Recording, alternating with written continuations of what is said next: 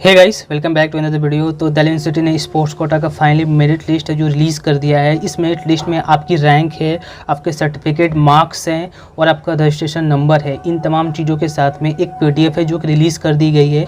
जब यहाँ पे एडमिशन वाले पोर्टल पे आओगे तो यहाँ पे स्पोर्ट्स वाले एडमिशन वाले सेक्शन में यहाँ पे रैंक वाइज जो सेंट्रलाइज स्पोर्ट्स मेरिट लिस्ट है वो आ चुकी है, जो कि मेल कैटेगरी का अलग है और फीमेल कैटेगरी का अलग है। तो आप यहाँ से डाउनलोड करके देख सकते हो। ओके, तो सबसे पहले देख लेते हैं हम जिसका जो मेरिट लिस्ट आ रखा है उसमें क्या क्या चीज़ें दी रखी है। तो आप मेरिट लिस्ट डाउनलोड करोगे तो इस तरह से मेरिट लिस्ट है। यहाँ पे लिख रखा है sports marks award and rank wise merit list 2021 के लिए एलिजिबल एप्लीकेंट का जो पहली लिस्ट आई थी वो एलिजिबल कैंडिडेट की लिस्ट थी, उसमें आपके रैंक मेंशन नहीं था।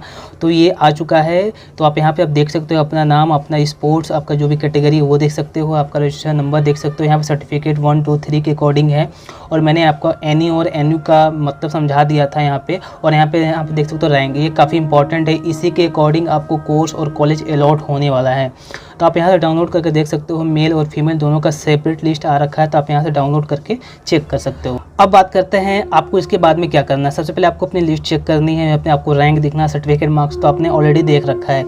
ये जो लिस्ट आ रखी है ग्रीवेंसेस विंडो के बाद में आ रखा है। जैसा कि आप सबको पता हो ग्रीवेंसेस विंडो 3 दिनों के लिए ओपन हुआ था, उसके बाद में ये मेरिट लिस्ट रिलीज़ की गई है। तो आप यहाँ से डाउनलोड करके देख सकते हो।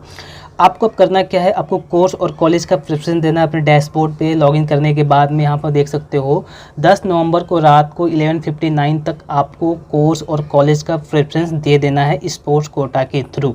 ये काफ़ी इंपॉर्टेंट है। आपको 11:59 का ही टाइम दिया गया है रात के 10 तारीख तक। तो आपको यहाँ से जा कर के कोर्स और कॉलेज का प्रेफरेंस देना है अपने रैंक के अकॉर्डिंग।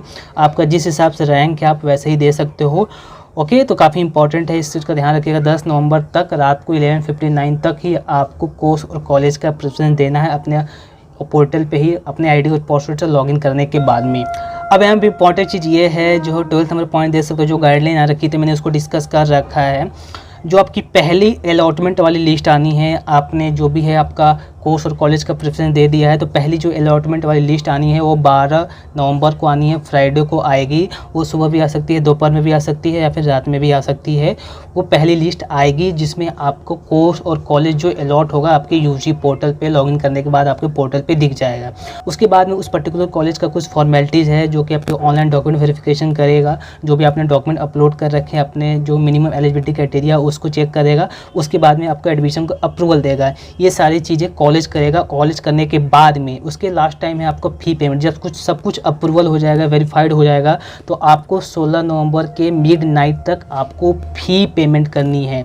इसके बाद में आपको एक्स्ट्रा टाइम नहीं दिया जाएगा एडमिशन फॉर्मेलिटीज़ कंप्लीट करने के लिए। तो डेट को याद रखिएगा, 12 तारीख को पहले आपकी लिस्ट आने वाली है स्पोर्ट्स कोटा के थ्रू में, और उसके बाद में जो अप्रूवल मिल जाएगा उस पर्टिकुलर कॉलेज के द्वारा, तो आपको 16 नवंबर को मिडनाइट तक आपको फ़ी पेमेंट कर देना है अपने पोर्टल के थ्रू, तभी आपका एडमिशन कंफर्म होगा।